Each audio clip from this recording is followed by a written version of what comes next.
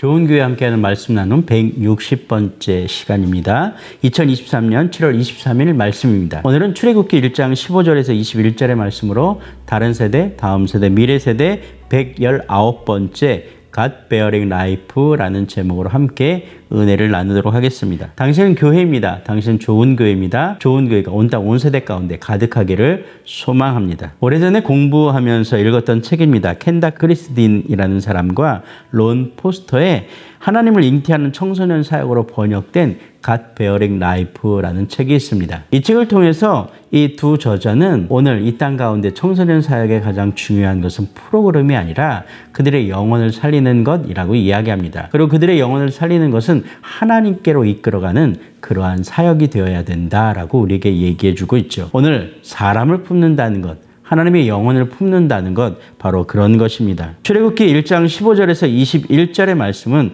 바로 그런 이야기로 들어가 있습니다. 산파의 이야기입니다. 시프라와 부하의 이야기입니다. 여인들의 이야기입니다. 그리고 그 당시 고통받던 히브리 여인들의 이야기입니다. 굳이 성경에서 여인들이, 특별히 히브리 여인들이 그 당시 종으로 살았던 히브리 여인들의 이름이 등장하는 것은 하나님께서 그들을 통해서 무슨 일을 하셨고 그들은 하나님의 말씀과 또 하나님의 이끄심을 쫓아서 어떻게 반응하며 살았는가라는 것이죠. 오늘 그들의 태도와 삶은 어쩌면 한 영혼을 또 한 생명을 사랑하는 하나님의 온전하신 가운데 가장 닮은 모습이지 않았을까라는 생각을 해봅니다. 조금 전에 이야기 나눴던 것처럼 우리가 만났던 시프라와 부하는 오늘 애굽 왕의 명령을 듣습니다. 그 전에 역사적인 배경은 요셉 이후에 바로 밑에서 애굽의 밑에서 종살이했던 유다, 이스라엘 민족들이 번성합니다. 하나님의 은혜로 부흥됩니다. 그러니 오히려 애굽은 종들인 이스라엘 민족과 유다 백성들이 부흥되고 성장되는 것이 두려웠습니다. 그래서 그들에게 아주 심한 노고, 고역을, 즉 힘든 일을 시켰습니다. 그러나 그들은 결코 거기에 무너지거나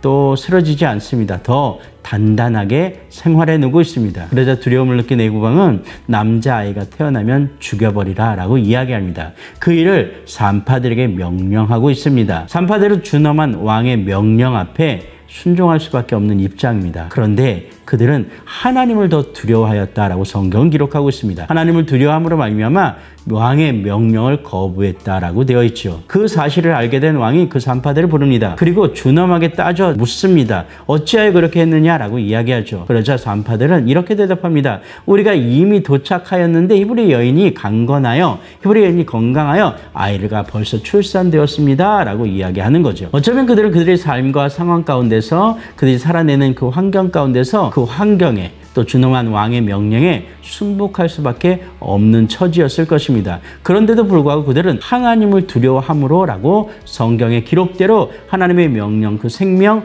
하나님의 그 사랑하는 영혼을 향하여 오늘 한 사람도 죽이지 않고 오늘 거슬러 올라 하나님을 신뢰하며 하나님을 믿는 그 신앙을 우리에게 보여주고 있다라는 것입니다. 어쩌면 그들의 태도는 한 영혼과 한 생명을 사랑하시는 예수님의 마음과 닮았다라는 얘기죠. 고통당할 수 있습니다. 비난받고 고난당할 수 있습니다. 죽임당할 수 있습니다. 오히려 한 생명을 살리려고 하다가 죽을 수 있습니다. 그럼에도 불구하고 그들은 온전히 하나님의 뜻에 순종하며 나아갔습니다. 그것이 그 여인들의 믿음이며 그 여인들의 승리이며 하나님께서 그들을 통하여 축복하시는 과정이 되는 것입니다. 그런데 놀랍게도 이 본문의 마지막 부분은 그렇게 기록되어 있습니다. 하나님께서 그녀들을 통해서 그 민족을 축복하셨다라고 되어 있습니다. 옳은 행실, 바른 행실, 하나님 보시기에 좋은 행위는 그 산파들이 담당했습니다. 그렇다면 우리는 그냥 간단하게 생각할 때 그녀들의 삶이, 그녀들의 가정이 축복과 은혜 가운데서 넘쳐나는 복락을 누리며 살아야 되겠다라고 생각하고 예상했을 것입니다. 그런데 하나님은 그녀들을 통하여 히브리 민족을, 유다 민족을, 이스라엘 백성을